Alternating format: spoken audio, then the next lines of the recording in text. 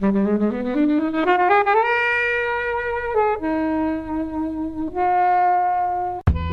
I turn it on, I can't, turn it off. They keep passing the baton to the next character, and you see each one lose their mind over this thing. I think it's low-key one of Fincher's best, if not his best, it seemed to go. Still underappreciated. That's probably the creepiest part of the whole film, because it was like, no, that's my handwriting. Yeah. Come down to my basement. Hold on. Yeah. No, don't go down there. You're yelling at the screen. Yeah. Why would you go in there? You know this dude is shady. That's good life advice for anyone, I think. If you're looking for a killer, don't go in the basement. I can understand why people wouldn't like it, but if they don't like it, they're crazy.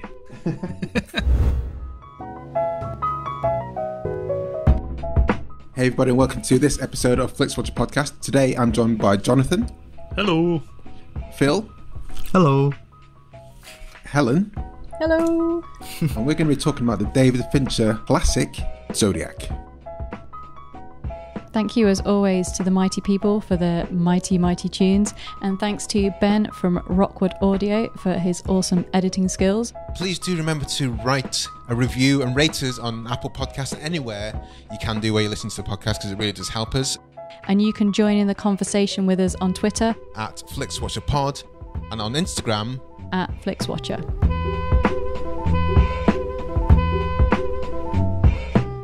Hello film fans, welcome to this episode of FlixWatcher Podcast. Joining us today we have Jonathan and Phil. If you would like to say hello and tell our listeners a little bit more about who you are and what you do, please. Yeah, hi guys, I'm Jonathan Foster. I work at the Prince Charles Cinema, so that's kind of the reason why we're here, I guess. Yeah, myself and Phil. Phil, you go ahead and say hi as well. We'll do it back and forth. It'll be like ping pong. It'll be fun. Yeah, that won't be confusing at all. Go. Yeah. Hi. Go. Hi, I'm Phil. I also work at the Prince Charles, or I did before, the world stopped turning. Before the end of days. Before the end of days, yeah. We should have talked about that movie. Well, it was your choice. You chose the film. It's not on Netflix. God damn it. Yeah, I'm Phil. I work at the Prince Charles. I'm a stage manager there. I'm also a co-host of the Pod Charles Cinecast with Jonathan, and we've been doing that for the last year, and it turned into quite a weird little adventure we're doing over there. Why is it an adventure, and why did it take so long for you guys to get a podcast off the ground? Well, I mean, we've been doing it for almost 2 years now, so it's not, we've been out there, we've been hustling, but I don't know. Yeah, so I started the cinema around 2014, started from the bottom as a usher, selling tickets, flipping that popcorn into the buckets, and popping the beer, but yeah, cleaning up spoons. Yeah, spoons. Oh Spoons. God. Oh God. Helen, you don't know about the spoons, do you? I do know about it. I'm not into the room, but I know about the spoons. Hey, pay the bills, man. They pay the bills. Those spoons. So I've been at the cinema since 2014. I worked my way up into the design office, helping out in social media and marketing and stuff. And that's where one day I was just talking about hey, how can we make the cinema a little bit more interesting with letting our it's one of the things we always know about people coming to the cinema is how much they like our staff. That's one thing I see a lot when we see reviews and all that, or social media comments.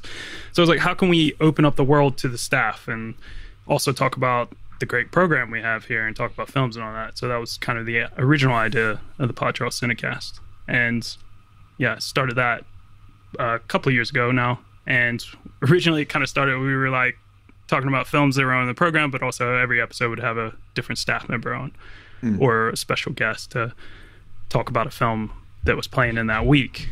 But now we live in weird times, and Phil and I have just lost our minds, and we just got really meta with it. It's been a gradual process. What better to document that by doing a podcast?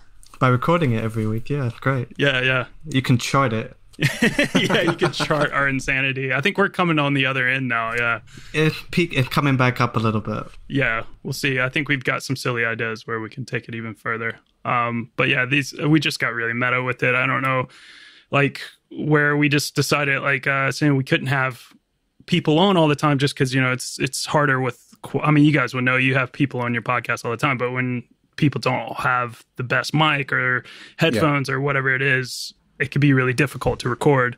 So Phil and I, we just like started getting really creative with episodes where we became the movie. Like we were in the film and we talked about it. And yeah, it's been fun. It'd be good to just talk a minute about Prince Charles, because I don't think everyone knows what the cinema is and why it's so special to certainly to London, but I've not come across another cinema that does the same thing that you guys do. And just to kind of level set, you guys are like slap bang in the middle of the West End of London, yet your prices aren't £20 a ticket, and that's not the only reason that people love you guys. Yeah. It's wild. It's weird. Like it's weird being in the heart of the West End, where all the big cinemas are around, all the places that have the big premieres and stuff are around, but like we're kind of tucked around the corner, and in a way almost sort of like a dirty little secret, which is kind of fun because obviously like I feel like our reputation is almost like the films we play, like which is like depending on what eyes you have, like what you're looking for, you're gonna like see us in so many different ways, and that's almost like depending on what eyes you have for what kind of films you want to see, like that's what's going to be there at the cinema. So if you think we're like this place that that's like really classic and just like a great movie, that's Kino, baby. Like Kino.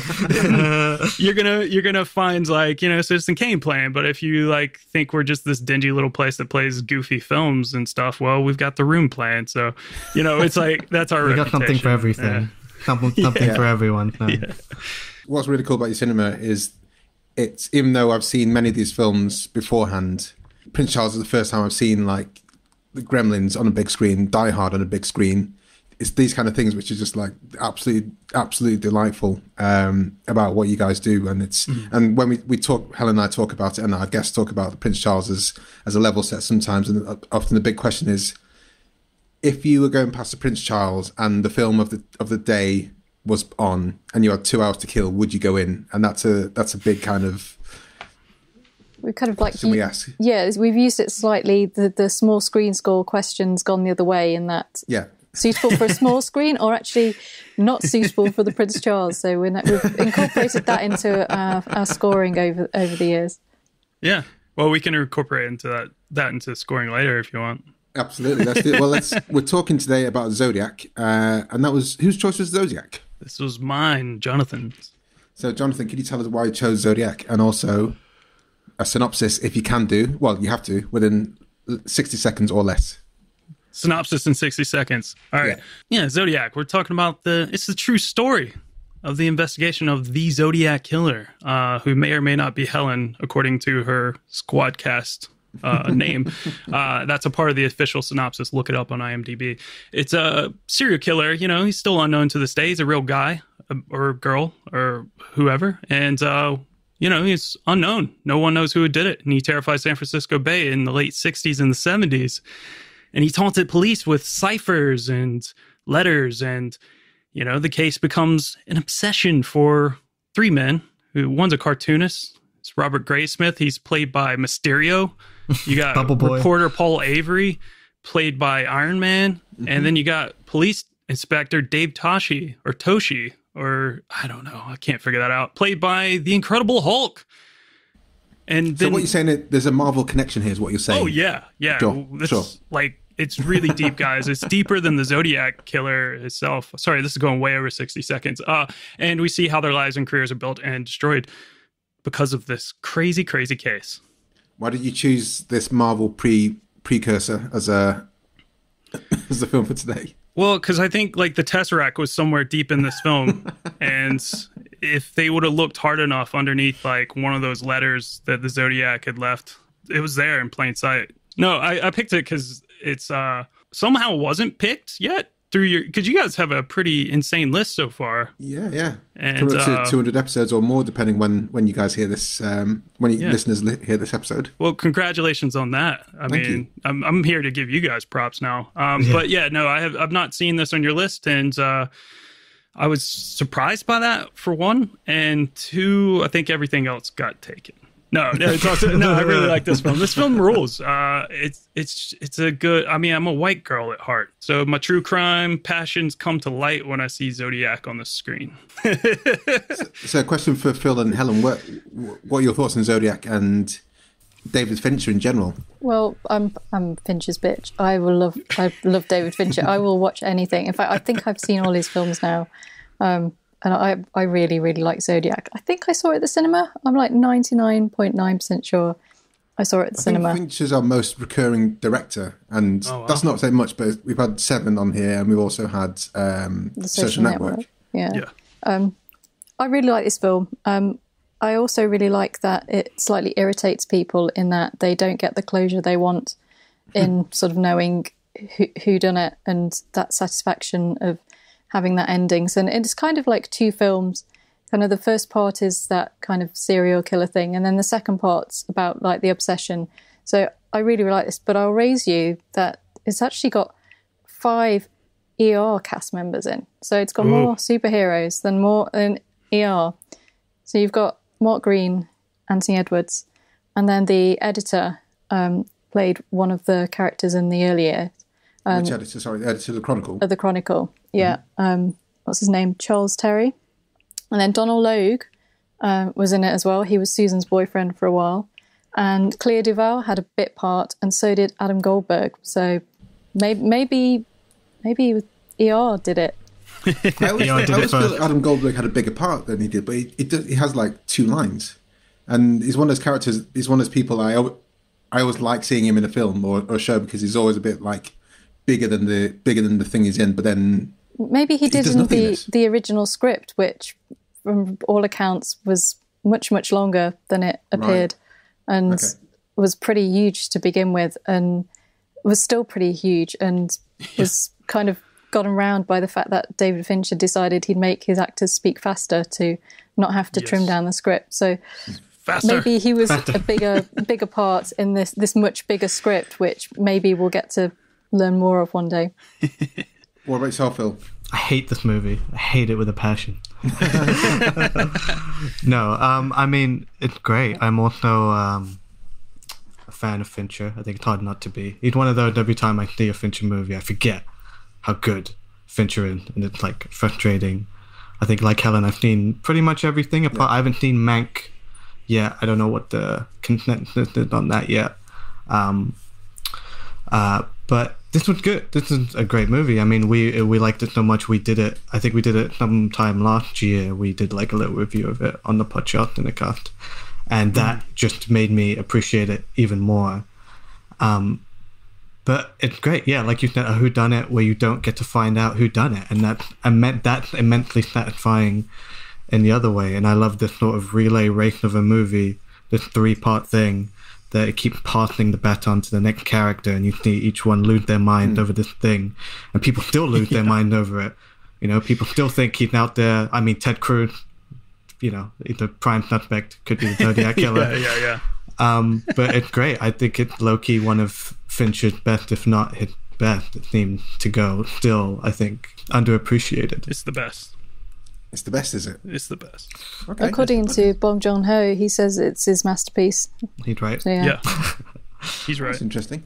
I think one of the things that always kind of strikes me about, and I've recently watched The Night Stalker, which is a documentary series set in California as well, that's on Netflix. Yeah. And one of the things that strikes me about the Zodiac and Night Stalker is the distance these guys travel is huge. So when you typically have a serial killer, they tend to stick in like a local area, like Yorkshire Ripper, for example, is like Yorkshire and a bit of, you know, East and West Yorkshire and South Yorkshire. Not that big an area. Went into Lancashire and Manchester a bit, but California is like twice the size of the UK, and give or take. There's that one line where Chloe Svini was saying "You going to Sacramento? That's 2 hours away," and that's literally like the length of the UK to get to a town to then come back in the same day.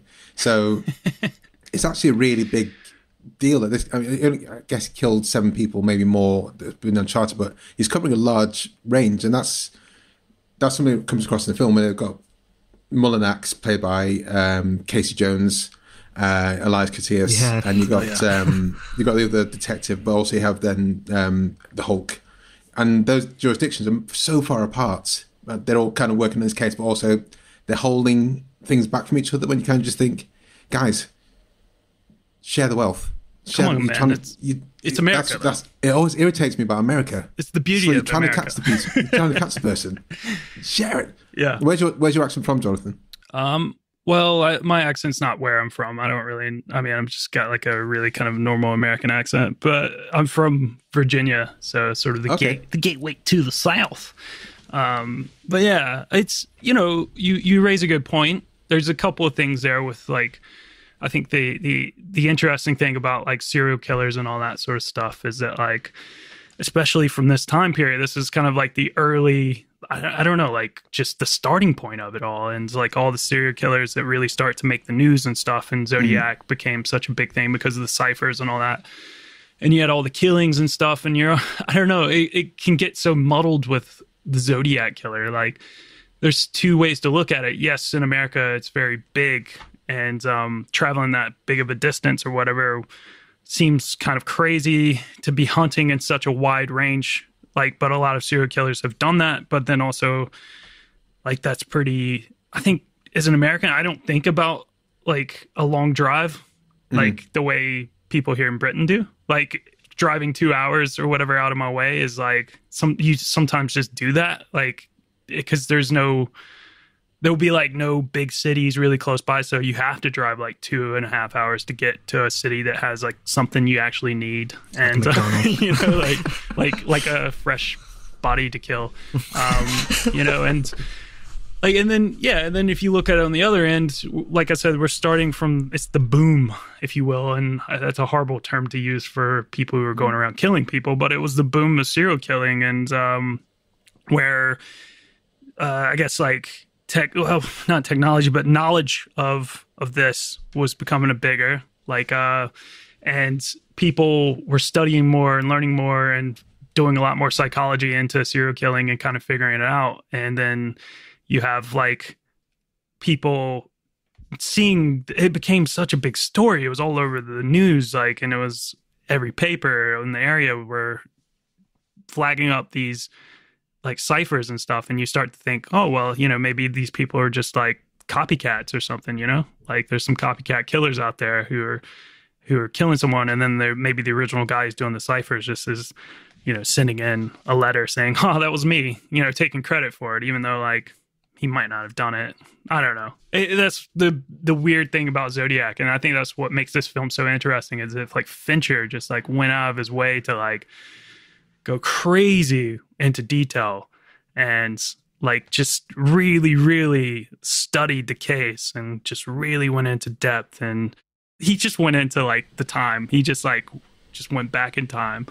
Yeah, I mean, it's kind of interesting. I think like Fincher was like pretty close to the case as well. I know he was like supposed to have done like a Black Dahlia murder film, but then our boy Brian De Palma ended up doing it.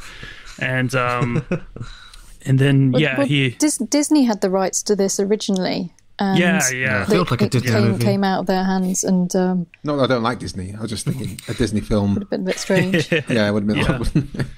And I can't remember the name of the script writer. I should have written that down. But yeah, they kind of snapped it up, and there's just so much detail, and he only decided to use to include the murders that they could identify as definitely being the Zodiac, because there were a couple of others not in the movie. And just sort of researching kind of everything about the locations, you kind of like can see why he was attracted to the obsession in this when you learn more about kind of like David Fincher, because like him and Robert Downey Jr. clashed a bit on set because he didn't really understand his needs for like 200 takes of like someone walking in the room and stuff. And you're like, I can see now why Finch is attracted to the story. Yeah, was this before? When did this come out? Was this before 2007? Yeah. Okay, so this is before Robert Downey Jr. had been kind of the resurgence led back into the fold of Hollywood. Just before his big comeback. Lagging a bit. I was just looking at Fincher's filmography before we go on. He's kind of varied, but also his films have a distinct kind of Fincher style.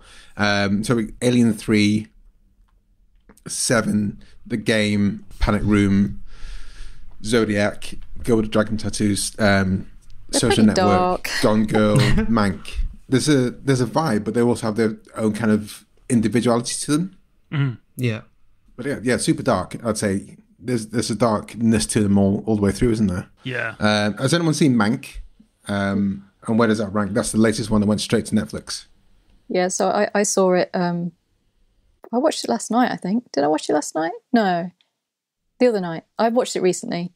I mean, I went into it thinking this kind if it hadn't been directed by David Fincher, I wouldn't have watched it. Had you seen Citizen Kane beforehand? Or were you interested in Citizen Kane beforehand? So I watched Citizen Kane quite recently because we had a conversation about whether I needed to watch it with we're on a film WhatsApp group with our film quiz team members, and I received some slack for having not watched Citizen Kane and should not have been questioning whether I needed to see it to watch Mank and should rectify it immediately, which I did. And I don't know, I kind of feel as though I get it, but it's not my thing. And Citizen Kane, you mean? I mean, obviously for its time it was amazing and shaped the way for cinema ever since.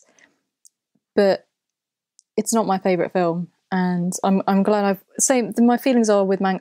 I'm glad I've watched it. I'm not going to watch it again. I mean, I was thinking about, because obviously like Fight Club's probably my favourite David Fincher, and then maybe even this could be my second favourite now. Mm-hmm. Zodiac. Yeah, because I actually watched it over Christmas because I hadn't seen it in so long as like a little treat. And then when you chose it, I thought, well, I could probably get away with not rewatching it because I've seen it so recently. But then I thought, well, actually I'd quite like to go back in there and have another go on it, even though it's probably only been like a month and a bit. So yeah, Mank is at the bottom, Zodiac near the top. I've still not seen Mank yet. We had it at the cinema, but I've still not. I wanted to see it at the cinema if possible, and we kind of like got shut down like 2 weeks after we reopened, and we had Mank on, and it was great. It seemed like people were enjoying it, but I don't know. I'll wait. I sometimes don't see new films until like months and months and months later. I like it old school. You know how you used to wait? Does it though, isn't it? That's how you guys work. Yeah, you've joined the perfect cinema for yourselves. I like to let it like fester for a bit. I was just going to say, kind of any bits with Mark Ruffalo and Anthony Edwards in it, because the reason that Anthony Edwards was cast is because Fincher basically said that he was to carry the movie, that he wanted someone who you could kind of like trust in and believe in, and their kind of like relationship that they have, you kind of want them to win. Like they are like the good guys. They're like, you really, really want them to get there and win. And in the end, that when they kind of like split up, you lose that little bit. And I think that's when the kind of mood shifts for me. Yeah, I feel like it has a really nice wave of it. Like you start off strong, kind of like just getting in, kind of in the middle of the killing starting, and like just you don't even really learn much about the background of who the characters are that you're following throughout the film. You just pick up where they're at in that certain point of their lives when they just are learning about the case and are really involved, more so through the eyes of like Robert Graysmith. But I feel like each act almost kind of takes you through each character, so it's like a story of the three men. Right. I'm partial to the last third of it. I really enjoy watching Iron Man and the Hulk run around. But I'm a Jake Gyllenhaal boy. There's something to him. Because he starts off maybe perhaps the most innocent, and watching his sort of slow descent into madness is endlessly rewatchable. And seeing how it affects his personal life, you get that more than the other ones. I mean, the others fall into like quite dire straits, addictions and so forth. But you see him, how much it strains his relationship with Chloe Sevigny, and he's the one who gets closest to it, closest to finding out who it is, if it is one person. There's something to that bit. Those are the moments I remember. For such a dark and intense movie, I find it's almost like a comfort movie, which is a weird thing to say about Zodiac, or any Fincher movie. But yeah, I could always watch it. I've seen it more times than it's probably healthy. I think Gyllenhaal's always an interesting actor for me, and this is one where he's he tends to go full into it. Super crazy in Okja. I think we've had him quite a few times as well. We've had him on Prisoners, Okja, Prisoners, and Nightcrawler episodes. Nightcrawler, yeah, that's great. And each time he doesn't hold back. And this is obviously his character's reserved here, but he can see the acting he's doing. Yeah, acting his little chops off, isn't he? Yeah. I feel like he's really vulnerable in this film. Like he just really I don't know, like Phil said, you could just see how much he just gets engrossed in it. I think that's one of the best parts of it. Like I think I was saying that like it's like I love the 3 acts of it, and I love all the different characters and where they're going and stuff, but like the way his character in particular, like, he gets so involved, and it's like you have the whole thing of like, the greatest game is like what the Zodiac is obsessed with and blah blah blah.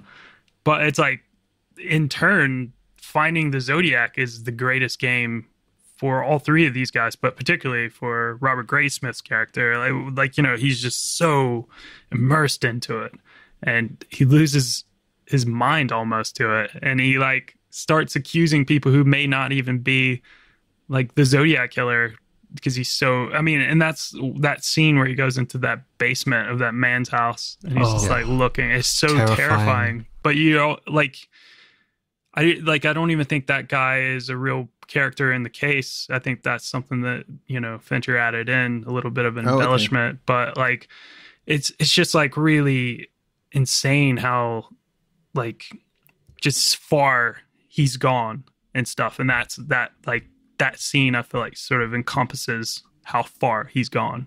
And then it's just like, dude, this is too far. Like, this is too far. I gotta get out of here. Yeah. That was quite. That's probably the creepiest part of the whole film, because it was like, no, that's my handwriting. Yeah. Come down to my basement. Hold on. Yeah. No, don't go down there. You're like yelling at the screen, and Fincher. It's like a thing Fincher gets off on. If you've seen Girl with the Dragon Tattoo, there's a very similar scene in that movie where someone is, invited in, and you're like, why? Why would you go in there? This dude is shady, even if you're not sure for certain he's the killer.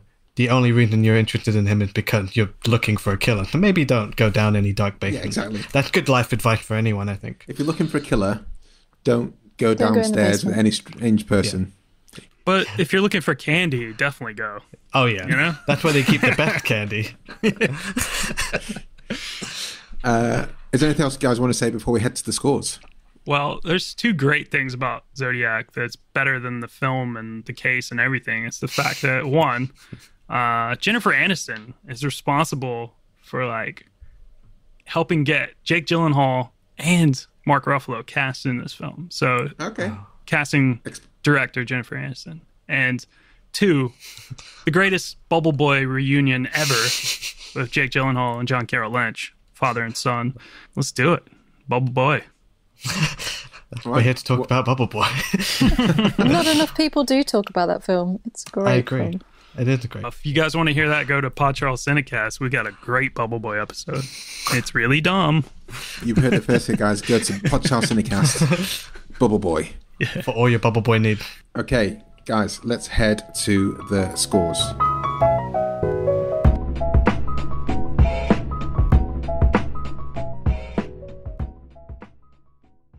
I'm Sam Clements, host of the 90 Minutes or Less Film Festival, another podcast in the Stripped Media family, a podcast that celebrates movies under 90 minutes long. Each episode, I'm joined by a special guest who selects a movie to join our prestigious lineup. Past guests have come from the worlds of film, television, music, food, comedy, and podcasting. Search for us now on the app you're currently listening to this podcast, or join us at 90minfilmfest.com.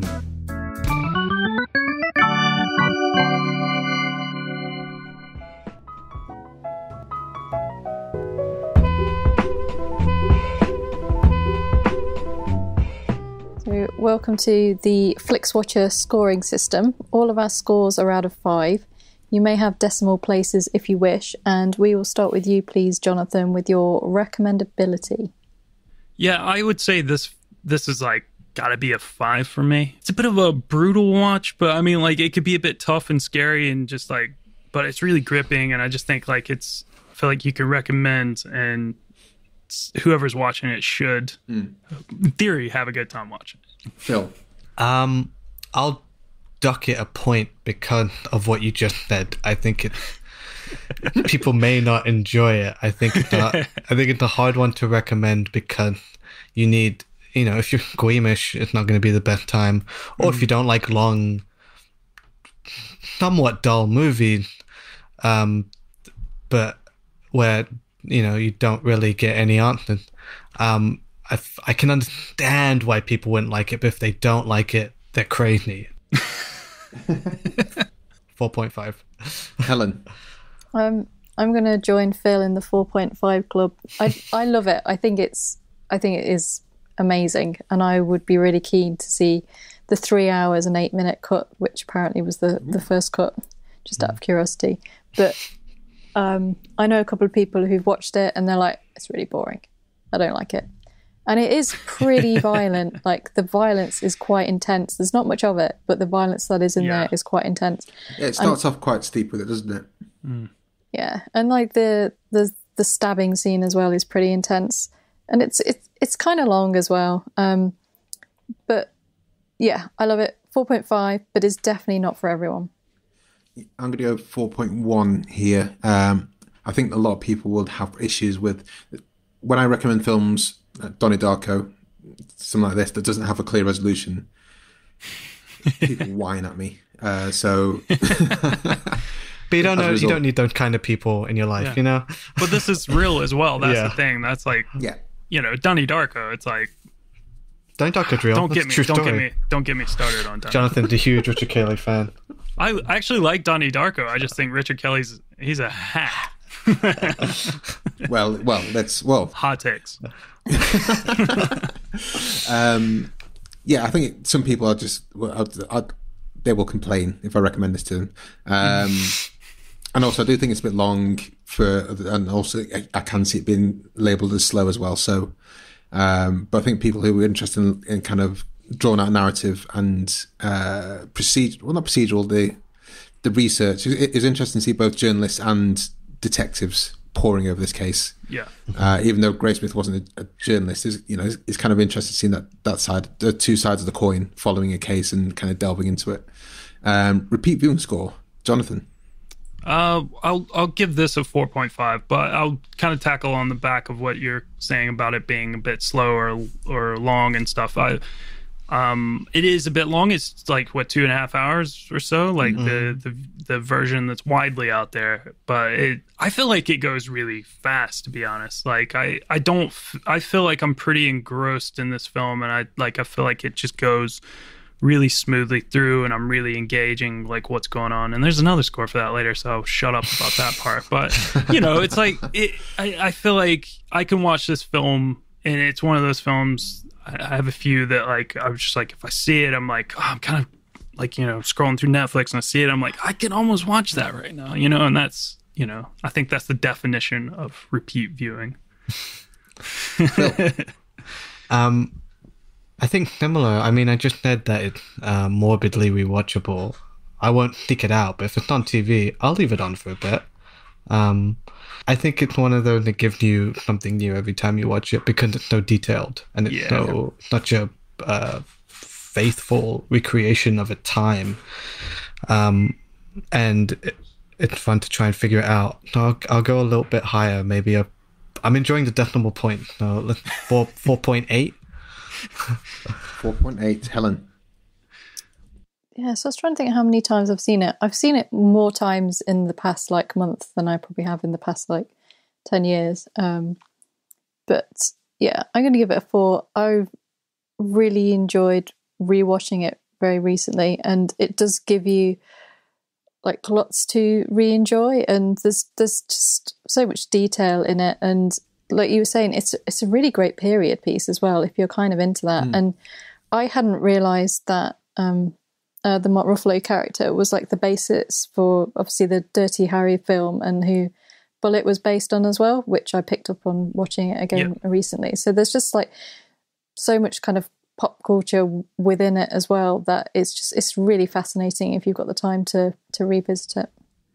Yeah, I'll definitely dig deep into that, because I did wonder how close the Zodiac Scorpio thing was for Dirty Harry versus this. So what's your score, Helen? 4, please. 4. I'm going to go for 3.2 here.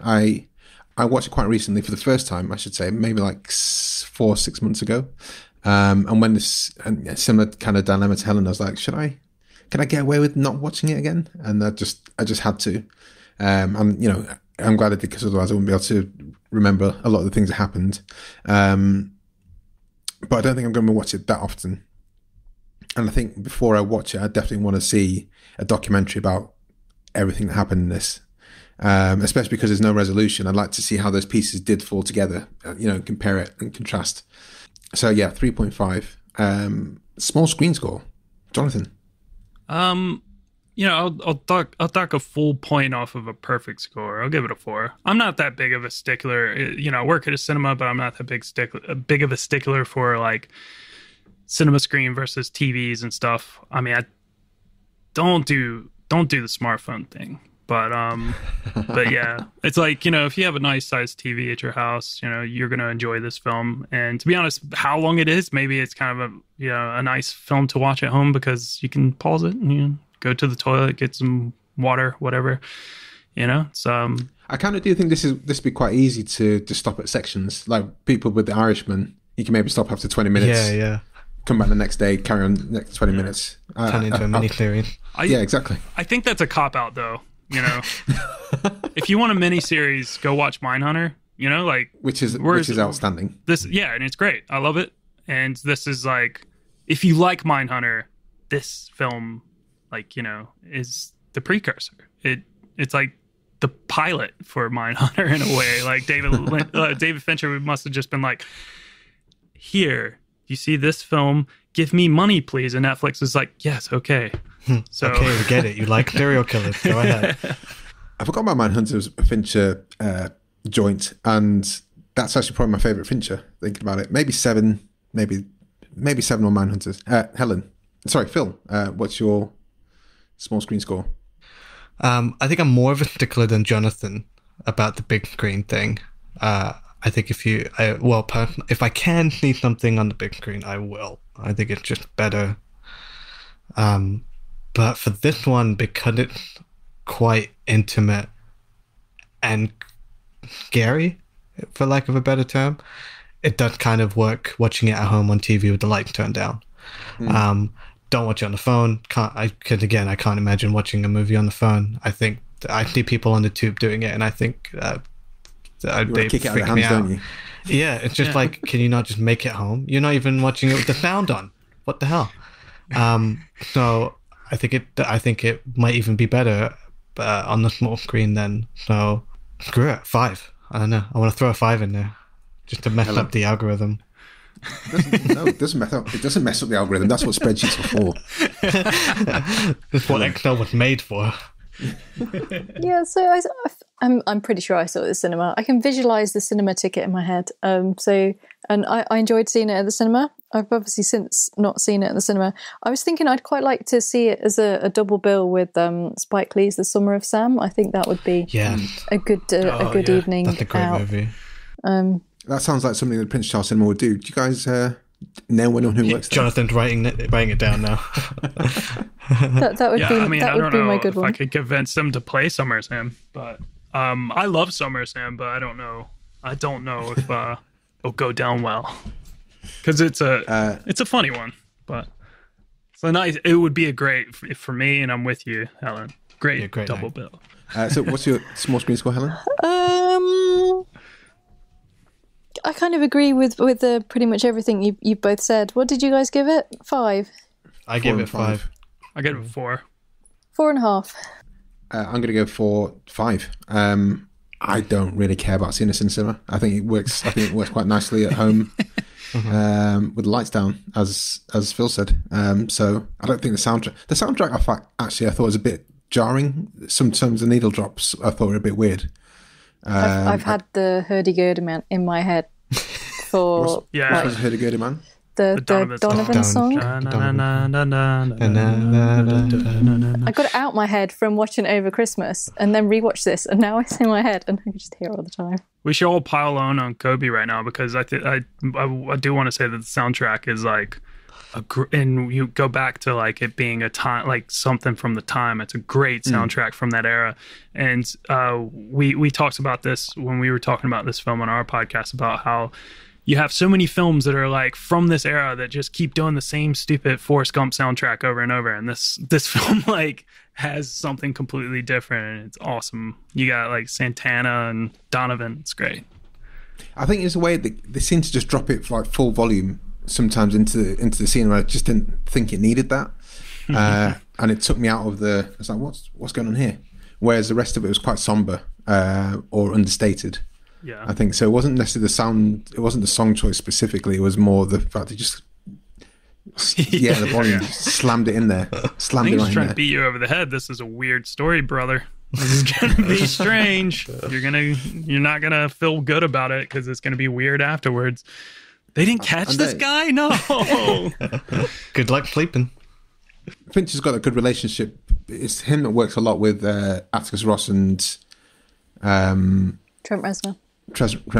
And I really love the Seven soundtrack, and I really love the Social Network one. Yeah. So I think perhaps I'm just a bit more disappointed because he had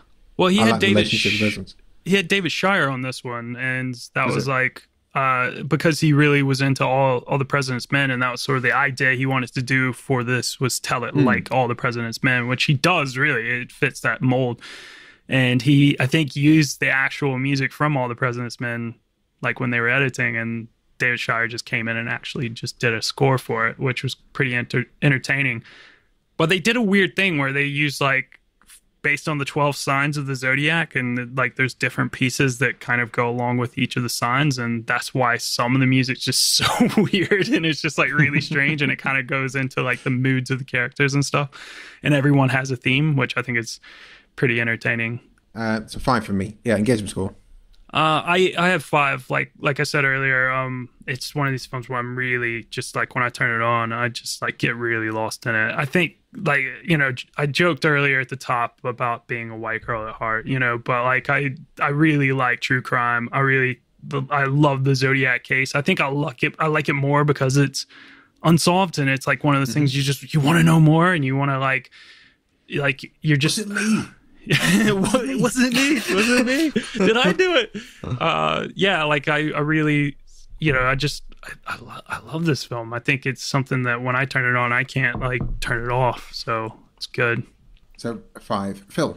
I think I'll go with John. I think I'll give it a 5 as well, just because it is sort of haunting. I'll throw it on and I have to keep watching it. It's sort of seeps into your bones a little bit, and you try and figure it out even though you know the outcome. And yeah, I mean, it's hard not to be a true crime fan. There's so much of it out there, and this is just a really good example of it. It's just because it's not, I don't feel like it's exploitative in any way. It doesn't sort of digress too much with the actual killing. It's the actual bare bones consequences on the people trying to take it down, and it's just something, I don't know, really watchable about 3 men slowly losing their mind in 70s California. I wish every movie was like that. No, 5. Helen? Yeah, I'm going to give it a 5 as well. There's just something about kind of the sensitivity to the tellings of the murders, and which is quite rare for films in this genre, where it tends to be kind of like as shocking and exploitative as possible, and like this just seems completely different. And also, I file it under the subgenre of Mark Ruffalo films where he's in his pants as well. So, does that come up on Netflix? Yeah, it does. It does in my special folder.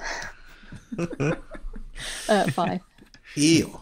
Engagement score, first time was a 5. Subsequently, because I knew where it was going, it didn't grab me at the end. And there were some points where I just kind of thought Jake Gyllenhaal was being a bit of a dick, like when he visited that lady in prison, and his name was Rick. I was like, no, it wasn't. It's like, why are you trying to force feed her a name? You're trying to find out, aren't you? But I did what I forgot the first time and enjoyed this time, and I'm sure I'll enjoy it in subsequent viewings. Is the cast is actually quite wide and varied. Like Elias Koteas, your man who played Casey Jones. Casey Jones. Yeah, Casey Jones. Total for life. Total power.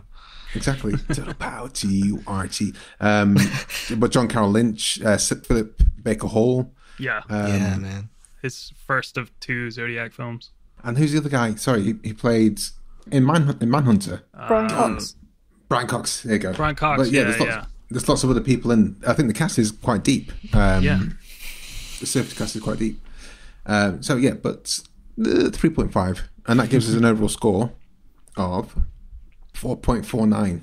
It's pretty high. Wow, Strong. not bad. Yeah. That's impressive. It looked like you just worked it off the top of your head, but I know I did the do, spreadsheet yeah. right there. Yeah. Oh. Math podcast over Secret here. of the spreadsheets. Should we head to Twitter? I think we had a message for this. Do follow us, guys, on Twitter. We are at FlixWatcherPod, and it's great to follow us because, as well as telling you guys when the next episode comes out, we also do a little tweet in advance of recording, so you can take part as well. And we had a tweet or two in this case. Helen. Yeah, so this is from Phil Trangan Photo. I often show people this film as they've never heard of it. Documentary levels of murky crime detail and social commentary mixed with sharp character development from a seriously sympathetic cast. I think it's Fincher's most underrated film, and he gives that 4.5 stars. So that kind of tallies in with exactly what we've talked about today and FlixWatcher scores. So we were right. Jonathan and Phil, can you tell us where we can find you online and say sayonara to all the listeners? Yeah, you can find me personally at Tall4All, TAL, the number 4ALL on Twitter, Instagram, and I have a band on Facebook. And collectively we are the Pod Charles Cinecast, the PCC podcast on Twitter and Instagram. And we've started another little thing called Breadcrumbs, the Breadcrumbs Collective, which is a silly little... Well, one, it's a family of podcasts. So we've got our own, the Pod Charles Cinecast. We've got our new little podcast called the Breadcrumbs. This Breadcrumbs is just like an anti-podcast. It's the weirdest thing you'll ever listen to, but it's weird amazing stories. It's goofy editing. It's just to the punch, and it's all like 30-minute episodes. So if you like weird, goofy stories, real stories, fake ads, just madness, then you can find us there. So that's at Breadcrumbs Pod, and we're going to do a lot of new podcasts as well, myself and Phil and other people that are part of the Breadcrumbs Collective. Breadcrumbs Collective, love it. Phil? You can find me at FarawayNad on Twitter and in real life. You can hear me talking shit on the Pod Charles Cinecast and the Breadcrumbs Pod, which, like Jonathan said, is in the nicest way, the anti-podcast. We have so much fun on that. Please join us on those shows. I don't have really much else going on outside of the podcast beyond, balling up on the couch at home. Just watching movies. Constant ball. This boy, he's always in a ball. Always in a ball. But thank you very much for having us. Yeah, thanks for having us. And to all your listeners who come to the Prince Charles Cinema, thanks for coming out and enjoying us. We talk about you guys all the time, so hopefully that's infiltrated their incepted their minds. Go, go, go. Thanks so much for coming on. Thank you very much, guys. Thank you. Thank you. Bye. Bye. Enjoyed this episode of FlixWatcher Podcast? Why not leave us a 5-star review on iTunes? You can also follow us at FlixWatcherPod on Twitter, and we're at FlixWatcher on Instagram. Thanks as always to the mighty people for their mighty tunes, and Ben from Rockwood Audio for his awesome editing skills. If you're looking to get your podcast edited as sweet as this, get in touch with Ben, and that's Rockwood, ROKK Wood Audio. Tell them FlixWatcher sent you.